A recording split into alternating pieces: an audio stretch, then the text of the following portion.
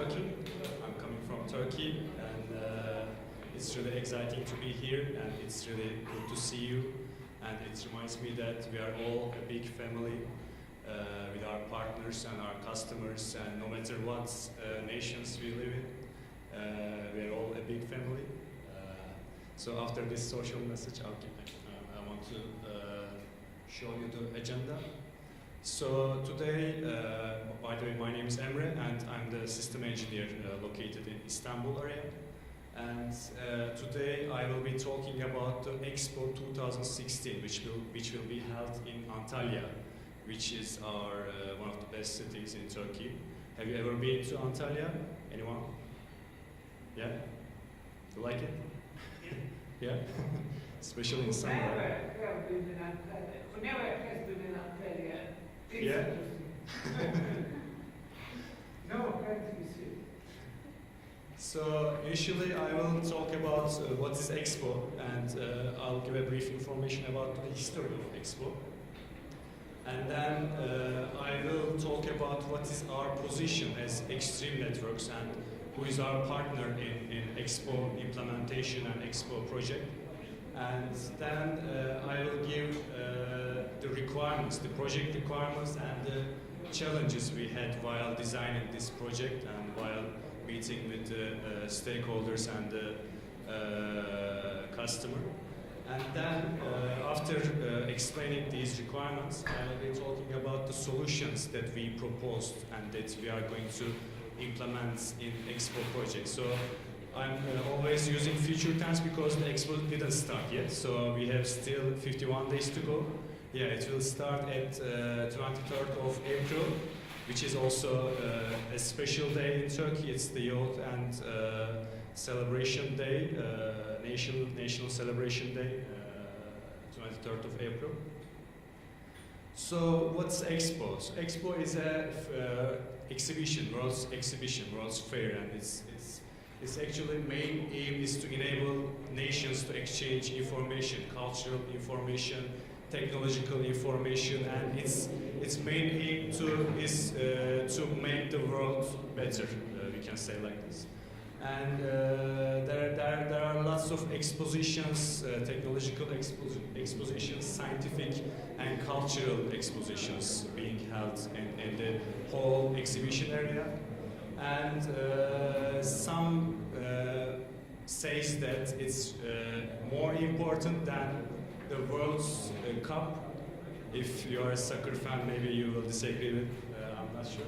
But they say that considering the duration of this event, because it's a 6 months duration, and the volume of investments is huge compared to the World Cup or the Olympic Games, and also the number of visitors is huge because its duration is 6 months.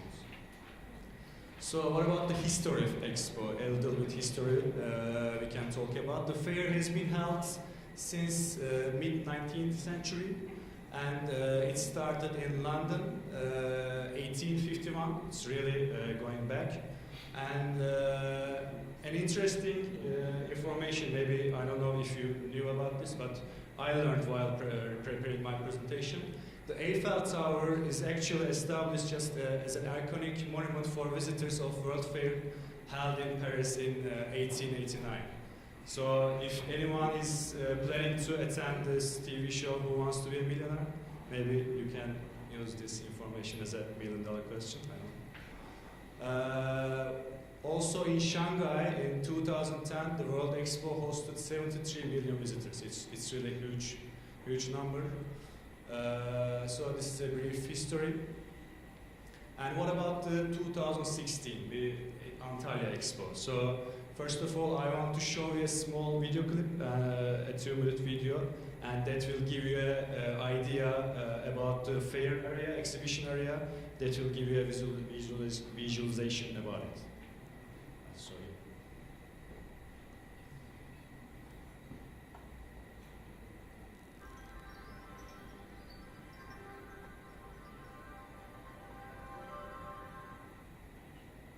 Expo 2016 Antalya is an international horticultural exhibition devoted to nature, the environment, children, and future generations. It is a project where all expressions integrate with the theme of flowers and children, reinforced by historical, artistic, and cultural activities. In Expo 2016 Antalya, thousands of trees, plants, and flowers will be planted to introduce the horticultural welfare of Turkey to the world. All the site will be adorned with colorful flowers and plants, presenting green spaces that beautify the site, preserve and appreciate nature. The functions within the project are planned in a way that enables the visitors to interact and understand nature, offering them ways to think about contributing to a greener world. Expo Lake and its surroundings are designed as the map of the Gulf of Antalya, where all local, regional, historical, and cultural units and activities are included.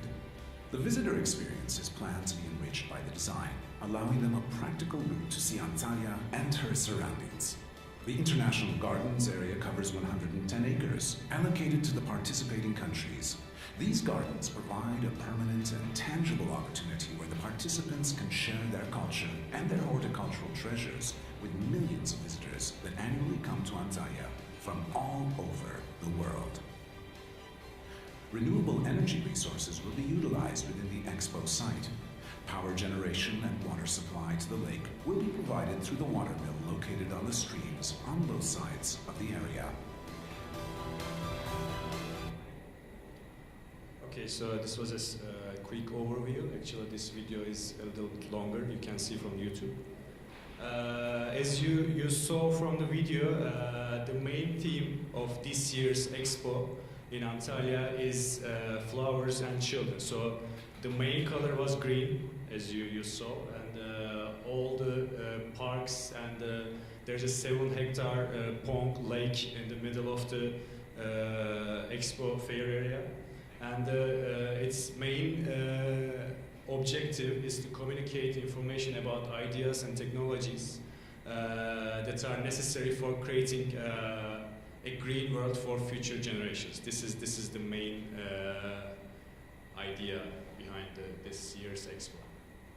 So let's have a look at the numbers. As I told you before, we have 51 days to go still. And about 90% of the project is finished. So the event duration is 6 months, and the total fair area is actually huge. So it's 113 hectares, and 1 hectare, just for a reminder, is 10,000 meters square, I guess, yeah. And the visitors per day is expected to be 42,000 people. So 42,000 people each day approximately will come to Expo and use our network to connect to the internet. So this sums up to a total of 8 million visitors throughout the 6-month duration. So this is actually the map you saw in the video. And what's our position as Extreme Networks in Expo 2016 Antalya? We are actually the provider of end-to-end solution in this project. So we are not only giving switches, we are not only giving just APs, we are giving the whole solution starting from the edge to the core, and from wired to wireless, the whole security solutions. Since this is the security section of today, I will focus on security also. And from the analytics, from the management systems, we are providing the whole solution to Expo Fair this year. So we are doing this together with our biggest partner, our largest partner, Intron Bilişim. So also Intron was selected Innovator of 2015 worldwide for Extreme Networks. So this is also a big project for them.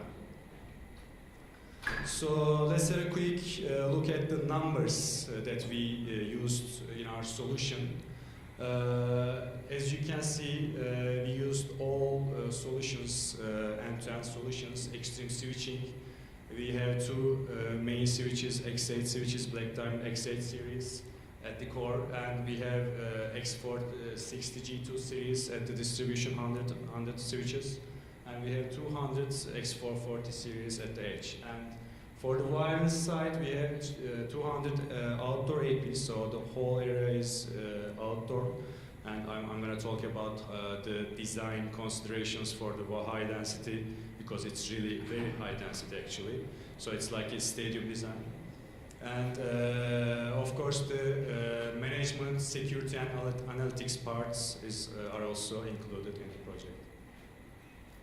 So I'm going to talk about now the most important thing actually is the design process and understanding the technical requirements, the business requirements and challenges. So I'm not sure, I don't think you can read this. So if the customer explains this to you, you shouldn't understand this, or you shouldn't sell this, right? So it's really important to understand what the customer is explaining to you, what are the requirements of the project. So we can think of this as two different aspects, two different perspectives. So the first one is the user, the visitors that will come to Expo. So what do they think? What do they want? So it's simple, right? They just want a seamless user experience. They just want to connect to the internet whenever they want, wherever they roam to, wherever if they go to the amphitheater to attend some show, or if they walk around the fair area, they just want connection, and it's actually a simple request, but hard to implement. So the other thing is, the other perspective is the IT administrator perspective. So what do the IT administrators want? They want to control the network. But before controlling the network, you should be able to have visibility and management. So actually we can think of this as a two-layer security approach. So even this line doesn't include any security in it, it's just management and visibility. You cannot have any security without a proper management or visibility tools. So after having proper management and visibility, then you can control the network and you can secure the network. So let's have a deeper inspection of these requirements. So seamless user experience, how we can achieve this, what are the challenges for seamless user experience. Of course, the first one is 24/7 running network throughout the 6 months period. And we have also high density Wi-Fi challenges, which I'm going to talk about in the next slides. And for users, actually, they do not care about the security of the network at all. So as I told you, they just want to be connected. But of course, then you can't tell me that, are you saying me that security is not important? No, I'm just saying that security features should be implemented in such a way in this project so that these measurements, these precautions should not affect any user experience. Should not be a burden for the visitors during the event. No visitors should come to you saying that I couldn't implement the certificate for the network, so I cannot connect. So you cannot design this network such a way. For the high density Wi-Fi design considerations, as you attended if you attended the Wi-Fi sessions throughout the day, you already know that there's also always a discussion about coverage versus density, and with the evolution of Wi-Fi, this is the next presentation. The first one, initially it was all coverage, and now it's not. So of course coverage is needed throughout the network, because if you don't cover some area, then you cannot have any density. But density is becoming much more important, and in this project, so since it's an open area, it's like a stadium, it's really difficult to contain the signal. So every AP can hear every AP, so it's really important to design it such a way so that there is a a small risk of co-channel interference and adjacent channel interference. And another challenge is that constant roaming will be in the fair area, and there will be huge variety of different device types. So one will connect with iPhone, one will connect with legacy, different mobile device, and there might be sticky clients who do not want to roam to another AP. So we should design the network so stable that all these clients, at least most of the clients, 90% of the clients, 95% of the clients do not have any problems. So the management and visibility requirements and challenges. So of course the main challenge is the constantly changing users, and it's difficult to keep track of these users. So, and if any problems occur during these event times, it might be difficult to troubleshoot those problems without a proper software. So if we don't know any information, we just Google it, right? So the IT guy wants to do the same, as you can see from this cartoon. So, and we are giving this to actually our customers. So they just Google it in our software. They just Google the username, and they find immediately the topology and where that specific wireless client is connected to. And the wired and wireless, since we are also offering wired network, those two networks should be a single database for things to be simpler. So for the security and control, remember I said there are different device types. Also there are different user types. So mainly there are two different users, and these are the Expo staff and the Expo visitors. So these the user profiles should be treated differently. And also there is this Wi-Fi security is prone to security leaks, and IDS and IPS are necessary to be implemented.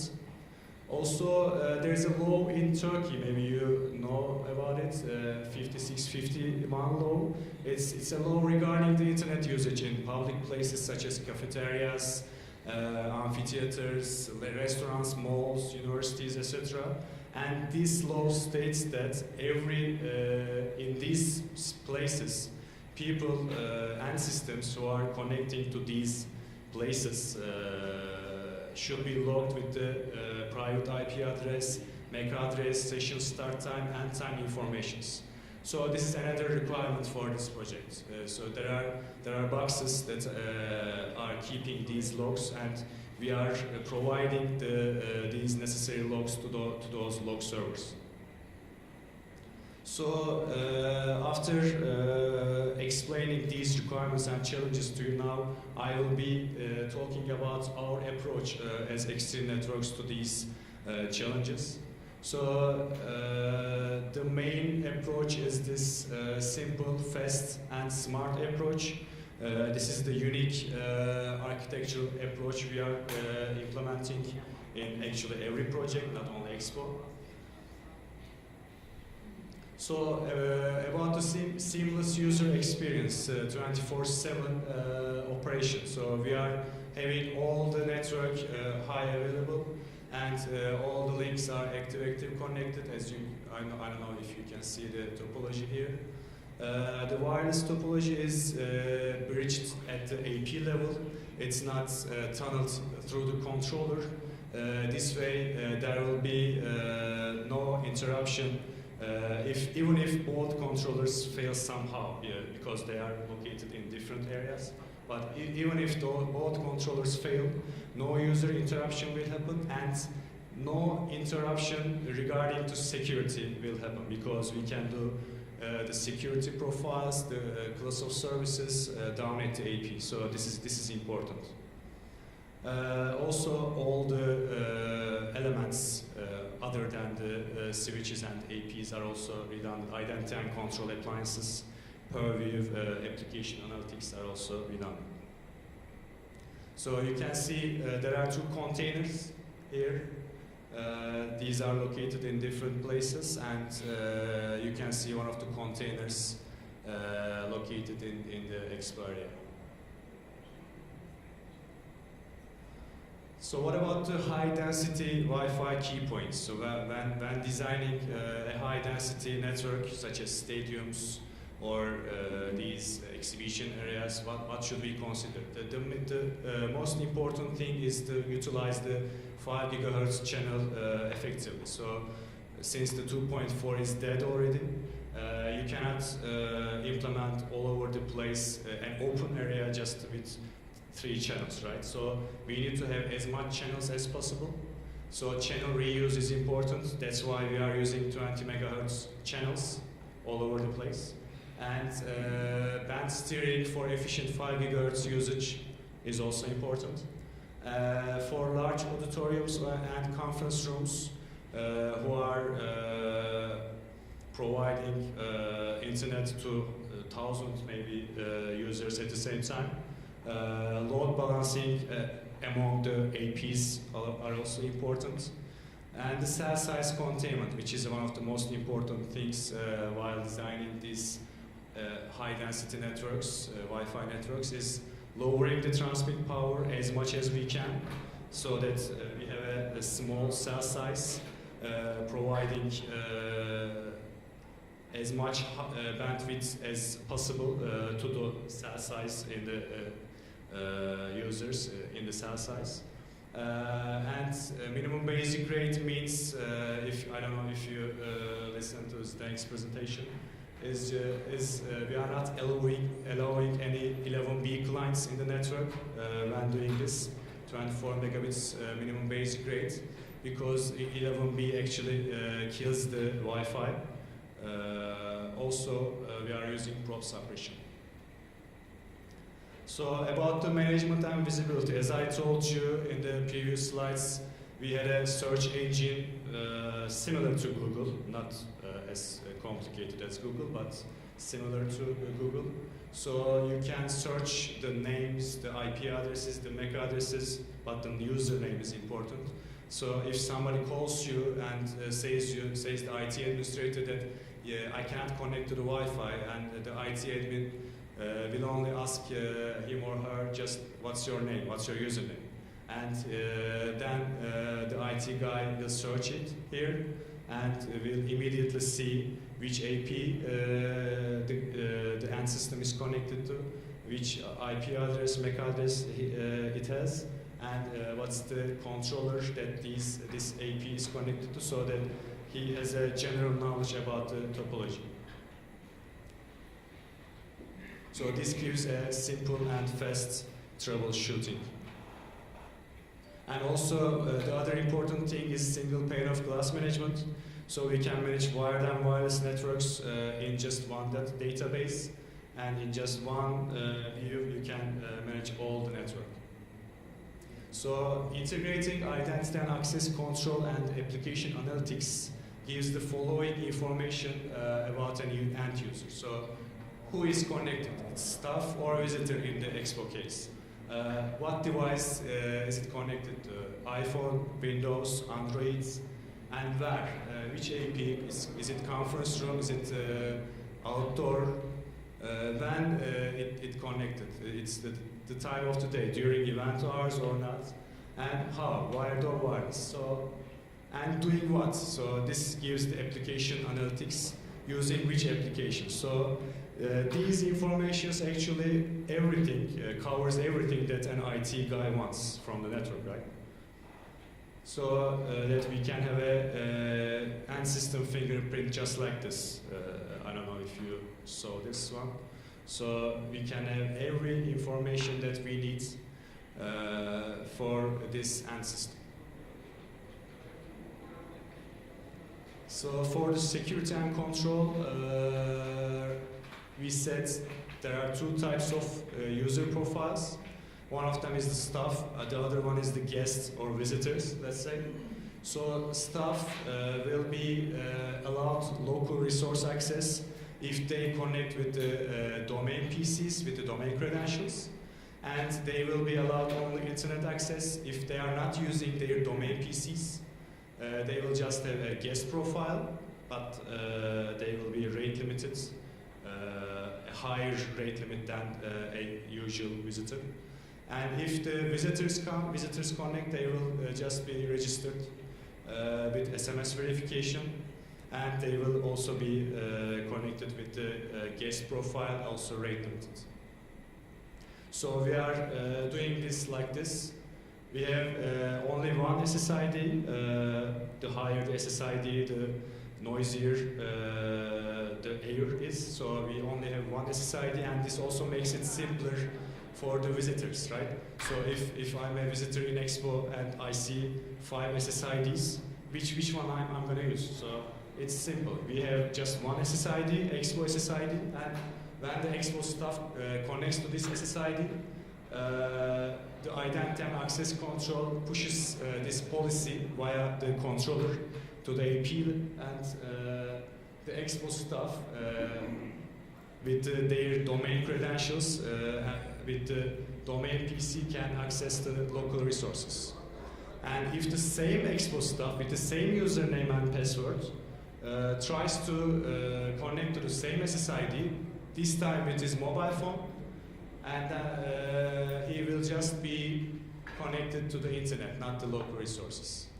So what about the visitors? The visitors come and connect to the same SSID, Expo SSID, and no matter which PC or mobile phone they use, they will just be connected to the internet, not local resources.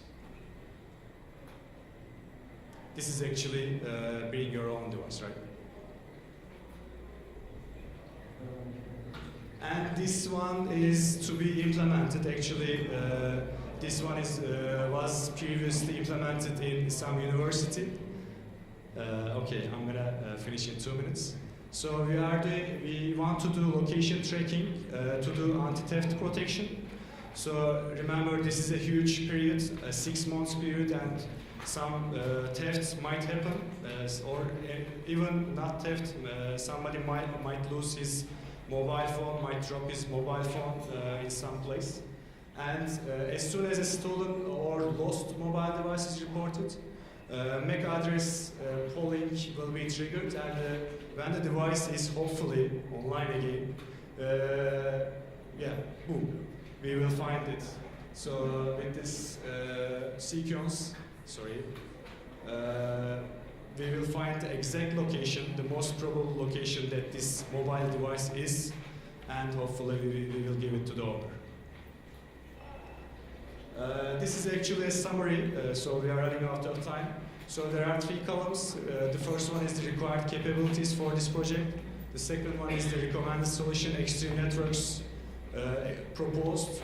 And the third one is how we do it better, okay? So, for example, let's have a look at the seamless user experience throughout the 6 months, right? So we do it with extreme switching and extreme wireless solutions. And we are better because we are giving the high availability, and we are designing the network such that high density environment is provided. And easy management for the IT staff is done with extreme control solution, extreme control center solution. And the single pane of glass management for both wired and wireless network is the why we do it better. Automation of device onboarding with audit controls is the recommended solution of extreme identity and access control. That's why we do it better, because secure provisioning of different device types and different profiles. And the visibility and control for all generated traffic, this is also an important point. We are dealing with extreme analytics, how we differentiate from other solutions, because our solution is a scalable application monitoring without the need to mirror all the traffic to the appliance. So we can do a special mirror, top-down mirror, that's scalable for high-density environments and high-density networks. Any questions you can ask? I will be happy to answer. If not, it's finished. Thank you.